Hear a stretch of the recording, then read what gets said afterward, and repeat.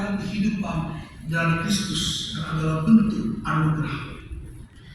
Yang kedua, jika kita memiliki aliran-aliran itu, maka ranting-ranting kita, sebagai ranting kita akan berbuah. Maka ketika kita berbuah, kita akan menghasilkan banyak. Pertanyaannya, apakah buah yang dimaksudkan itu? Seringkali orang menerjemahkan buah itu adalah dalam bentuk aktivitas Kristen. Wah, saya sudah lahir baru, maka sekarang saya harus melayani ini, bekerja ini, memberikan ini. Semua itu bagus, Bapak Ibu. Kita harus melakukan itu. Tetapi menerjemahkan buah dalam bentuk aktivitas Kristen, dalam bentuk pelayanan di gereja, maka itu bukanlah buah yang sesungguhnya. Karena saudara bisa berada atau lahir sebagai orang Kristen, saudara bisa lahir sebagai orang Kristen, tidur dengan papa-mama Kristen, itu pasti tidur, makan, minum ke gereja, tapi saudara tidak terhubung dengan Kristus. Saudara boleh begitu aktif pelayanan, saudara boleh menjadi apapun juga di gereja, bahkan seminggu 7 kali saudara di gereja tanpa terhubung dengan Kristus, maka saudara adalah orang yang mati. Maka buah tidak sama dengan aktivitas Kristen. Buah bukanlah ibadah, pelayanan dan lain-lain. Itu semua adalah sarana untuk kita berbuah. Buah juga bukan berarti kalau saya hidup lebih baik dari tahun lalu, income saya naik, jabatan saya naik, maka saya diberkati Tuhan.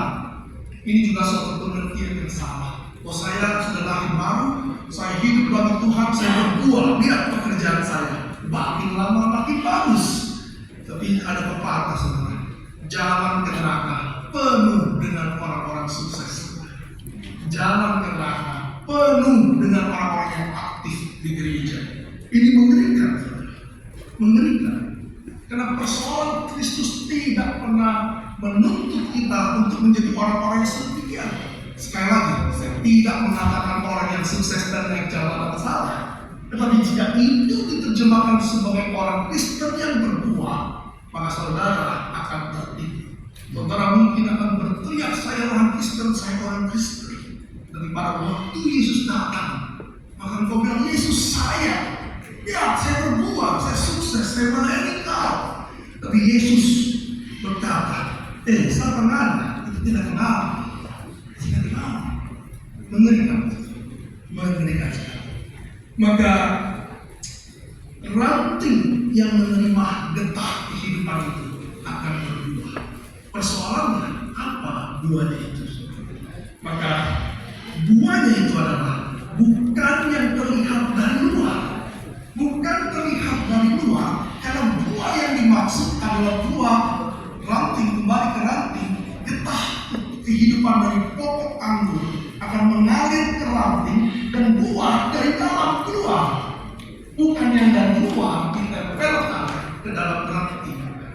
Maka orang yang menempel dengan ranting, dia mengerti arti ketobatan. Maka yang dituntut daripada kehidupan ini, apakah saya bertobat? Apakah saya kembali memiliki iman kepada Kristus? Maka khotbah Tuhan Yesus sangat sederhana. Bertobatlah. Khotbah Yohanes Pembaptis sangat sederhana. Bertobatlah. Petrus, Paulus, bertobatlah. Mengapa? Karena seringkali kita yang di dalam Kristus masih jatuh lagi. Pemikiran-pemikiran kita tidak sesuai dengan apa yang Kristus mau. Karena itu saudara, bertobat bukan cuma pertama kali saudara menjadi orang Kristen. Martin Luther mengatakan dalam 95 tesisnya yang pertama, pasal tesis pertama dari 95 tesis dia berkata, ketika Tuhan kita, Yesus Kristus berkata, bertobatlah, maka yang dimaksudkan adalah pertobatan seumur hidupmu. Terus menerus di dalam pertobatanmu. Nah, saya senang sekali tadi liturgos kita mengajak kita untuk mengaku dosa kita. Mengapa di gereja kita harus terus mengaku dosa? Tidak harus di gereja, tapi mengapa gereja mengajarkan kita mengakui dosa setiap minggu? Karena siapa di antara kita di sini yang berkata, saya tidak pernah berdosa lagi? Dosa menjadi penghambat kita. Kalau saudara berkata saya tidak berbuat dosa lagi, maka saudara sudah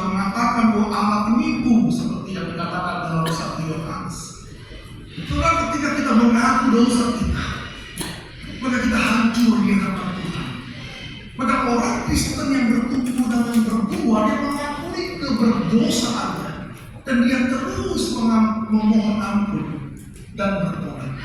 Tapi orang yang bertobat itu bukan cuma menyesal, itu banyak orang yang menyesal. Ada Pak Hakim di sini, di penjara banyak orang menyesal tuh, tapi menyesal tidak membuat mereka bertobat. Saudara, menyesal adalah salah satu aspek pertobatan. Tapi menyesal tidak cukup. Menyesal harus diikuti dengan stop melakukannya. Menyesal harus kembali, turn back dari yang salah kepada yang benar. Sebetulnya gampang, saudara. Bertobat itu macam kalau kita masuk ke gang yang salah. Ya stop lah, jangan terusin. Maksudnya bertobat.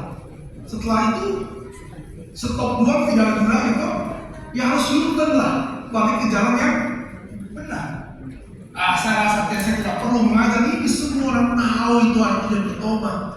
Tapi apakah punya kekuatan